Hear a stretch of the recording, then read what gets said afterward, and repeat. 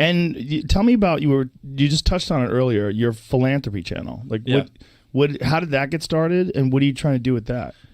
Yes. If you want to pull that up. So basically, I don't know. I enjoy helping people. It's fun for me. It's kind of like, I don't know. Like I don't know how to put it into words, but I enjoy doing good, and so you're a good person. Yeah, but so I wanted to figure out, like, I have this ability to go viral and get views, and so I wanted to figure out how to leverage it to, like, basically build a charity on the back. So this is Beast Philanthropy. 100% of all the revenue on this channel goes towards our food pantry that we started. So we basically started our own nonprofit, and so I make these videos. I do brand deals. We sell merch and stuff like that in the ad revenue, and we use that money to buy food so we can feed people. And you say food pantry, like there's a sign, so that's a physical location? Yeah, so we have our own warehouse. Can you hover over a different video to see? And how does it work? Like people could just go there and get food? No. So basically, so this is where I'll have to.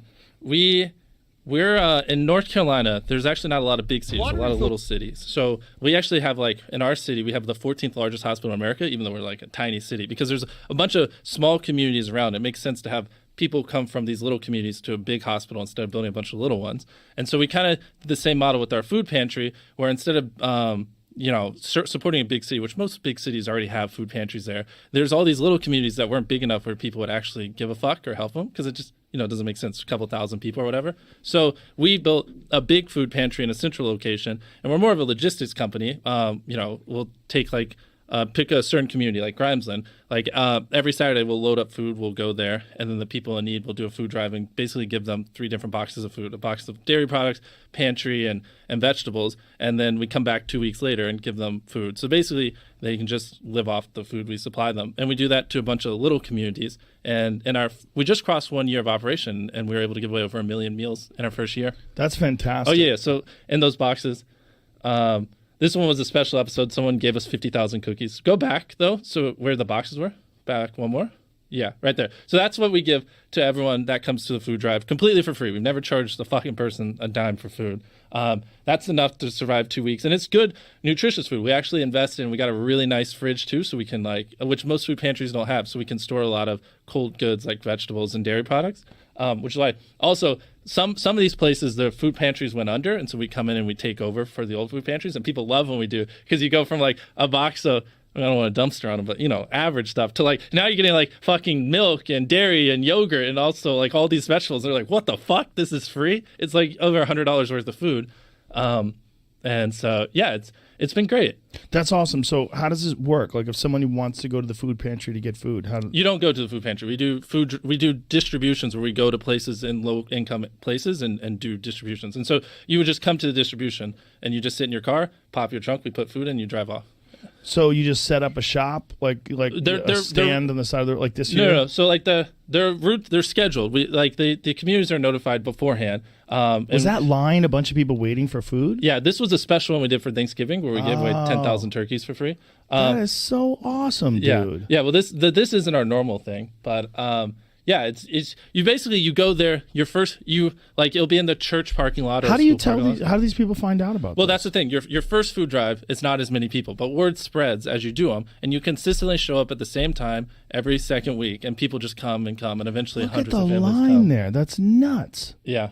This one, because it was a bigger thing, we actually bought ads and spread it out and stuff like that. You got people in turkey outfits. Yeah. That's a turkey holocaust right there. Look at all those dead turkeys. I know. Hey, I mean, people ate. Yeah, it's amazing. It's very cool that you did this. It's very cool, and you see these people where you even made a turkey. Yeah. These people that are waiting in line for these turkeys. But this isn't our normal thing. So it's, like I said, it's the distributions we do with the other food. So it's essentially I want to grow this channel really big, get it where, it's pulling millions of dollars a month in revenue, and do tons of brand deals and stuff like that, and then just basically use that money to buy food and feed as many people as we can. That's so cool. I love it, man. I just love that you do that. And that turkey thing, when you're out there, how long does that take to get turkeys to that many people?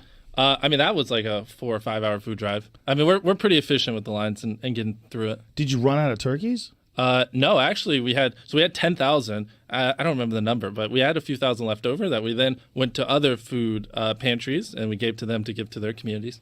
That's so cool. Yeah. And do you have someone who organizes that for you? Like of course. A philanthropy manager or something? So his name's Darren, which also shout out to Darren. He's literally the greatest thing that's ever happened to me. This guy's a fucking lunatic. He won't let me pay him for working on the charity. He's like that in love with helping people. Yeah, and he puts in like 10 hours a day every day. He's a machine. You couldn't stop him if you wanted to. He loves helping people. But that's so cool. So he built it out. So I met him. I kind of stole him from a different nonprofit because I met him and I loved him. I was like, fuck yeah, there's not another person in the world I'd rather have run Beast Philanthropy. And so now, yeah, it's its own thing. We have people that work in the pantry, logistics people, and stuff like that. Wow. And like, how does one procure 10,000 turkeys? Well, that one, again, this is why the beauty of Beast Philanthropy, that was a sponsored video by Genio, which is a company that sells turkeys. And so we got them to give us 10,000 turkeys plus money to feed people for free and in exchange for shout out in the video. Oh, that's amazing. That's brilliant. Exactly. And so you do all this, you have this food drive, and then, then people know, okay, that this is a regular thing. Exactly. And then it builds The up. turkey thing isn't. That was a Thanksgiving special. But normally, yeah, exactly. And the more you do it, the more people come. And then we just guesstimate the numbers and average it out and usually bring a little extra just in case more people come this week than others. And he just does that routinely. And right now we're doing that for like 13 communities. And then we're going to build another food pantry and, scale that up and just keep scaling up. Also, I don't want to just do North Carolina. Our next food pantry is going to be in Atlanta and then hopefully get out of America and just keep scaling them up. Wow. So you just keep everything you're doing, you just keep expanding and scaling up. Exactly. Because I'm not trying to make money, so it's easy. That's so unusual. Well, also, that's a charity. So all the money goes back into it. Yeah. Exactly. But it's so unusual that someone is so selfless and then that you have the vision to just, I'm not trying to make money, I'm just trying to grow the company. Yeah. Well, in that particular one, I'd be fucked if I didn't have Darren. He's like, and just a lunatic. And he's literally one of the smartest people I've ever met. And the fact that he has such a philanthropic heart, like the dude could probably make like $5-10 million a year working in a normal business, but he dedicates his life to charity. I don't understand it, but I love him. Well, obviously it means something to him. It's important.